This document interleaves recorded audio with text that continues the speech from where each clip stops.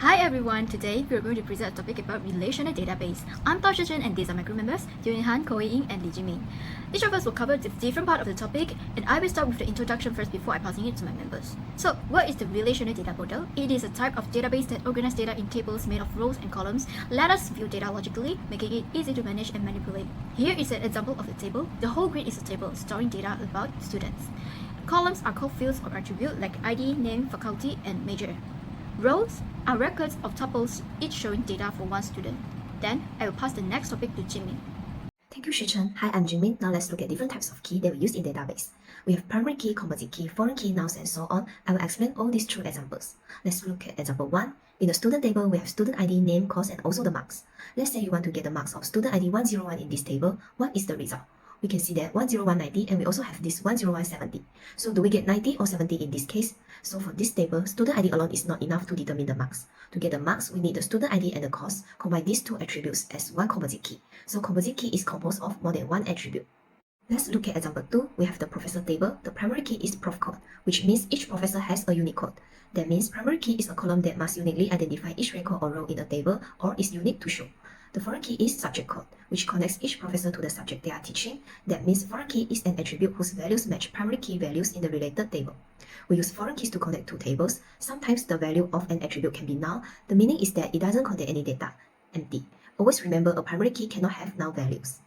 Next, we have the subject table. The primary key is subject code, so every subject has a unique code. There's no foreign key here because subjects are not dependent on anything else.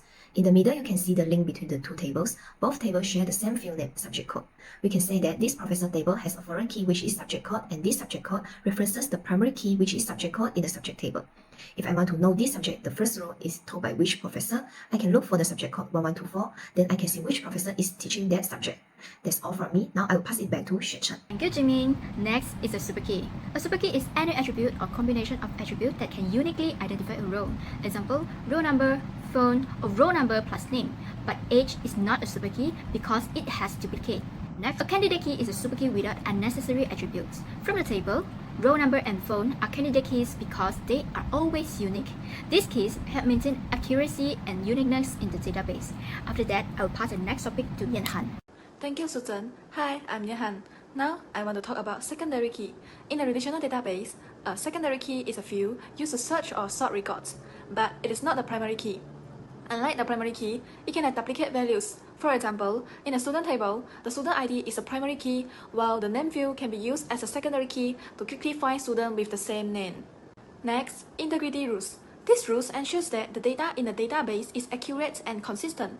There are three main types. The first one is entity integrity. Primary keys cannot be null or duplicate. The second is referential integrity. Foreign keys must match an existing primary key in another table.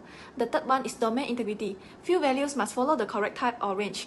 For example, the age field should be between 0 and 120 and student ID cannot repeat. This is an example of a data dictionary, which lists all the attributes in each table. It shows details like the attribute name, data type, size, whether the field is required, and validation rules. For example, dog ID is a primary key with a fixed length of 4, while worker ID in the dog entity is a foreign key that must match an existing worker ID from the worker table. A data dictionary helps maintain consistency, prevent errors, and ensures everyone understands the structure of the database. Now, I will pass it to Hui Ying. Thank you. Thank you, Yan-Han. Hi, I'm Hui. Now I'm going to explore a key feature of relational database, implementing relationships. First, the most common is the one-to-many relationship. Let's take the example of a mother and her children. The business rule is, one mother can have many children, but each child can have one mother. We implement this by adding a foreign key on the many side children table to link each child to their mother. Next is the one-to-one relationship between husband and wife, which means one husband can marry one wife and one wife can be married by one husband. The implementation is straightforward. We place a foreign key in one of the table that references the other. Now, the tricky one, many-to-many relationship. Imagine a store where one customer can buy many products and each product can be bought by many customers. However, we can't implement them directly.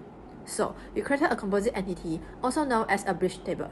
This entity, like an order item table, sits between two original tables, breaking the complex relationship into two one-to-many relationships. Lastly, let me conclude our topic. In conclusion, relational database use keys and relationships to keep data organized, accurate, and consistent. This efficient system powers countless applications we use daily. That's all from us. Thank you.